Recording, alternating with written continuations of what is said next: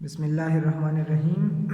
Class first year mathematics के unit number 3 में आज हम एक थ्योरम का स्टेटमेंट डिस्कस कर रहे हैं जिसका इस्तेमाल इस चैप्टर में हमें हेल्प देगा। कहते हैं कि if A and B are the position vector of point A and B respectively then vector A B will be equal to B minus A. अगर हमें दो पॉइंट्स के पोजीशन वेक्टर दिए हों तो फिर वो वेक्टर हम किस तरह मालूम करेंगे, जैसे वेक्टर ए बी हम position vector of B minus position vector of A, इन दोनों का डिफरेंस लेके वो वेक्टर हम मालूम कर सकते हैं। जैसे ये एग्जांपल नंबर 6 में कहते हैं कि find the vector A B from the point, ये दो पॉइंट हमें दिए हैं, ठीक है। तो हम इन दोनों के पोजीशन वेक्टर मालूम करेंगे और इस फार्मूले की मदद से फिर हम ए बी वेक्टर मालूम कर सकते हैं। अच्छा, ये बात याद रखिए, अगर हमें प्लेन में कोऑर्डिनेट दिए हों पी ऑफ एक्स वाई, ये कोऑर्डिनेट है तो इसका मतलब ये है कि ये एक्स वाई प्लस वाई जे के बराबर हो गया। आई यूनिट वेक्टर है अलॉन्ग एक्स एक्सिस एंड जे जो है ये यूनिट वेक्टर है अलॉन्ग वाई एक्सिस, ठीक है। तो ऑर्डर्ड पेयर में जो कोऑर्डिनेट होते हैं, जैसे पी ऑफ एक्स वाई है, इसका मतलब ये है कि ये एक्स आई प्लस वाई जे के बराबर है। इसी तरह से जब हम इस एग्जांपल में देखें ये ए और बी जो दो पॉइंट दिए हैं तो हम इसके पोजीशन वेक्टर मालूम करेंगे। तो इसके पोजीशन वेक्टर क्या होंगे, देखें position vector of point A is equal to O A, वो हमारे पास बराबर है -4i प्लस 6j के। इसी तरह से जो पोजीशन वेक्टर है, पोजीशन वेक्टर ऑफ बी वो ओ बी है। पोजीशन वेक्टर को हमेशा हम ओरिजिन से कंसिडर करते हैं तो वो बराबर है 6i प्लस 8j के, ठीक है। No we are able to find A B vector. अब हम ए बी मालूम कर सकते हैं। ए बी वेक्टर बराबर होगा according to theorem O B minus O A के।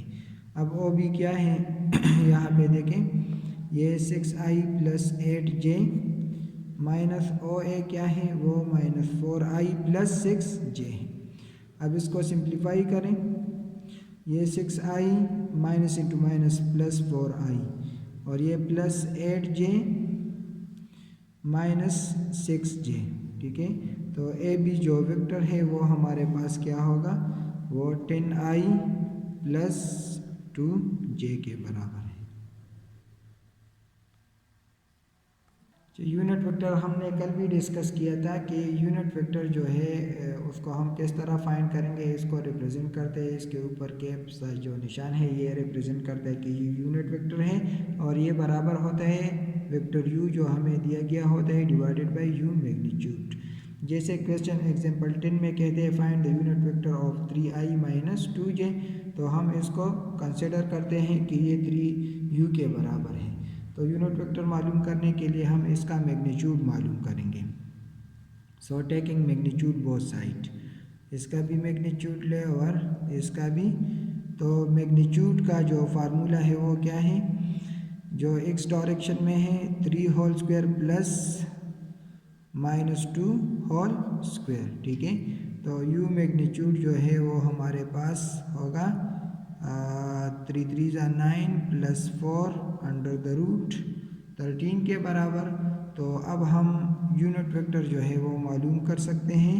जो यूनिट वेक्टर है नाउ उसका फार्मूला क्या है, vector u divided by u magnitude.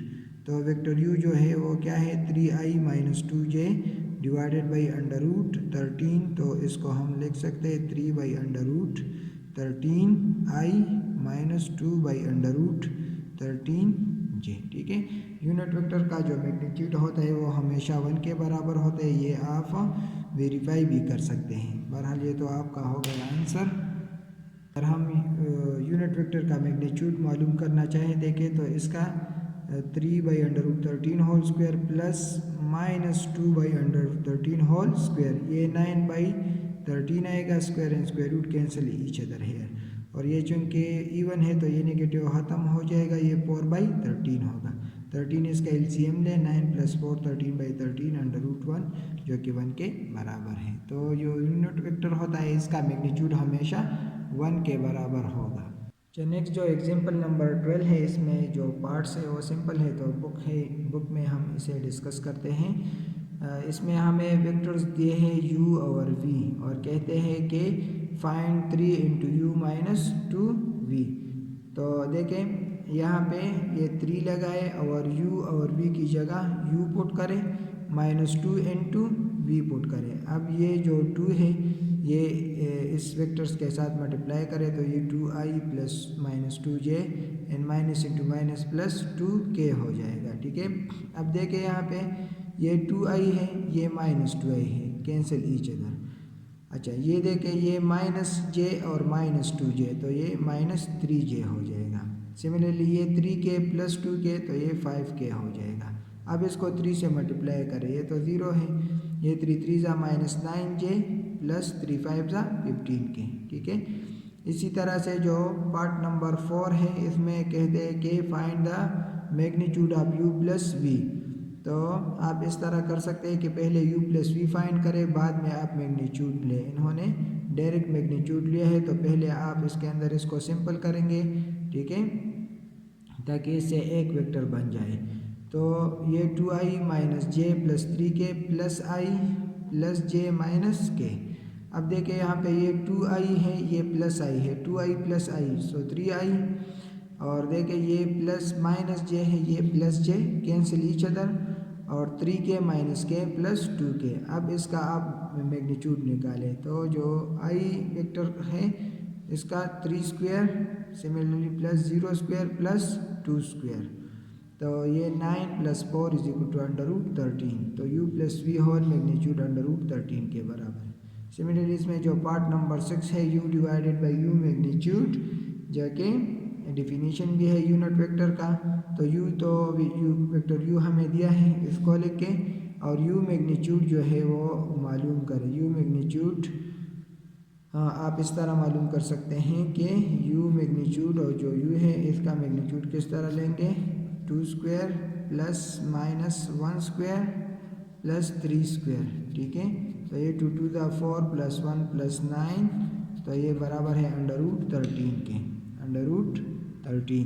तो यहाँ पे u मैग्नीट्यूड की जगह √13 लिखे। अब जो ये √13 है ये इन तमाम एलिमेंट्स के लिए 2 / √13 माइनस इसका कोएफिशिएंट 1 है, 1 / √13j + 3 / √13 के। तो ये एग्जाम्पल था सिंपल सा। अब नेक्स्ट हम जा रहे हैं एक्सरसाइज की तरफ। यहाँ पे एक और एग्जाम्पल है जिसके लिए ये थ्योरम का जो स्टेटमेंट है ये समझना लाजिमी है। Prove that the coordinate of the centroid of A triangle ABC with the centre.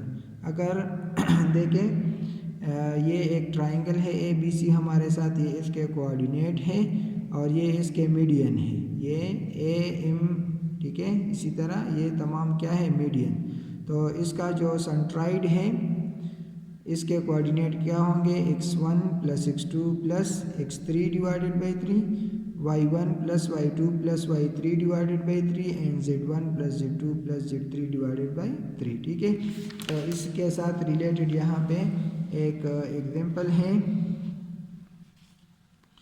तो यहाँ पे हम पहले जो हमें दिया है, find the length of the median through O of the triangle OAB where A is the point। ये A हमें एक पॉइंट दिया है और B हमें एक पॉइंट दिया है। M जो है ये इसका क्या है, ये इसका मिड पॉइंट है। तो मिड पॉइंट के लिए जो फार्मूला हम यूज़ करेंगे वो क्या है, x1 + x2/2 similarly y1 + y2/2 and z1 + z2/2। ठीक है, ये एक फार्मूला हम यूज़ करेंगे। तो देखिए यहाँ पे हमें 2 पॉइंट्स दिए हैं, ये 2 पॉइंट्स।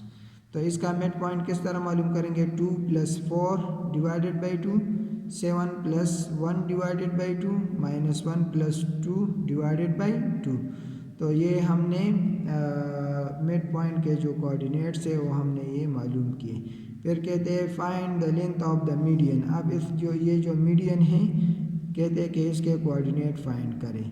तो यहाँ पे इसके जो कोऑर्डिनेट होंगे वो क्या है, 0 0 0, ये ओरिजिन है तो ये 0 0 0 है। ठीक है, तो डिस्टेंस फार्मूले की मदद से हम मालूम कर सकते हैं। यहाँ पे इन्होंने डिस्टेंस फार्मूला नहीं लिखा,